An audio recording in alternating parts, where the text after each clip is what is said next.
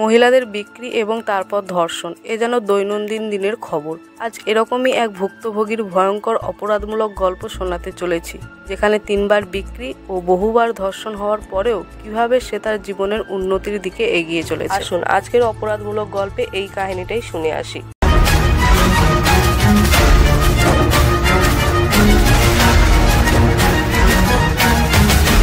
পশ্চিমবঙ্গের সর্বশেষ 22 বছর বয়সী এক মহিলা 3বার বিক্রি হওয়া এবং একাধিকবার ধর্ষণ হওয়ার ট্রমা কাটিয়ে উঠে পশ্চিমবঙ্গে উচ্চ মাধ্যমিক পরীক্ষায় উত্তীর্ণ হয়েছেন এবং এখন কলেজে যাওয়ার প্রস্তুতি নিচ্ছেন। পশ্চিমবঙ্গের ক্রিমিনাল ইনভেস্টিগেশন ডিপার্টমেন্টের সিআইডি একজন আধিকারিক বলেছেন যে মহিলাটি একজন কিশোরী ছিল যখন মানব পাচারকারীরা তাকে বিভিন্ন রাজ্যে 4 মাসে 3বার বিক্রি করেছিল এবং এই সময়ের মধ্যে তাকে বেশ কয়েকজন পুরুষ ধর্ষণ করেছিল এবং শুধু তাই নয়, তাকে জোর করে তার থেকে 30 বছরের বড় একজনের সঙ্গে বিয়ে দেওয়া হয়েছিল।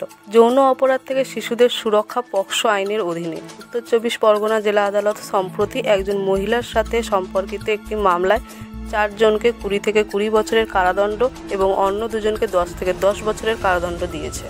সিআইডি আধিকারিকরা বিহার, উত্তরপ্রদেশ এবং উত্তরাখণ্ড থেকে একজন মহিলা এবং নির্যাতিতার প্রেমিক রাহুল সহ 6 অভিযুক্তকে গ্রেপ্তার করেছে। ভিকটিমকে উদ্ধার করা হয়েছে। উত্তরাখণ্ডে একটি শাড়ির দোকানে কর্মরত নির্যাতিতার বাবা বলেন, আল্লাহর রহমতে আমাদের মেয়েকে ফিরে পেয়েছি। যা হওয়ার ছিল তাই হয়েছে। আমাদের মেয়ের কষ্টের জন্য দায়ী ব্যক্তিদের শাস্তি হয়েছে। তিনি বলেন, পরিবার এখন তার বিয়ের জন্য উপযুক্ত ব্যক্তি খুঁজছে। ভুক্তভোগীর অগ্নি পরীক্ষা শুরু হয়েছিল 7 বছর আগে, যখন সে সামাজিক যোগাযোগের মাধ্যমে একজন ব্যক্তির সাথে দেখা করে। সে তার প্রেমে পড়ে এবং স্কুলে যাওয়ার অজুহাতে বাড়ি থেকে পালিয়ে যায়।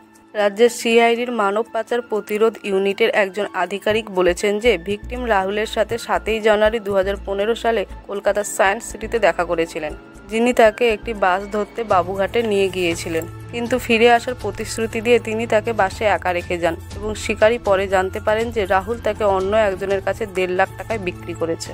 অফিসারটি বলেছিলেন যে একজন ব্যক্তি রাহুলের বন্ধু বলে দাবি করে তাকে ট্রেনে করে বিহারে নিয়ে যায় এবং তাকে কমল নামে অন্য একজনের কাছে বিক্রি করে। তিনি ভিকটিমকে উত্তরপ্রদেশের বিজনোরে নিয়ে যান এক মহিলার কাছে। তিনি জানান, ভিকটিমকে কিনে নেওয়া তৃতীয় ব্যক্তি চিত্রা তাকে তার 45 বছর বয়সী ভাইয়ের সঙ্গে জোর করে বিয়ে দেয়।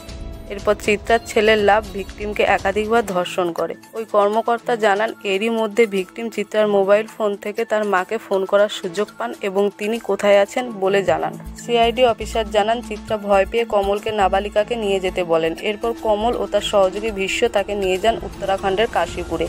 তিনি বলেন, যখন কমল ও ভীষ্ম জানতে পারেন যে চিত্রা ও লাভকে গ্রেপ্তার করা হয়েছে, তখন তারা ক্ষিপ্ত হয়ে ভিকটিমকে একাধিকবার ধর্ষণ করে কাশীপুর জংশন রেল স্টেশনে ফেলে রেখে যায়। সিআইডি অফিসার জানিয়েছেন, তিনি এবং তার দল ভিকটিমকে রেল স্টেশনের এক কোণে খুঁজে পেয়ে হতবাক হয়ে গিয়েছিলেন।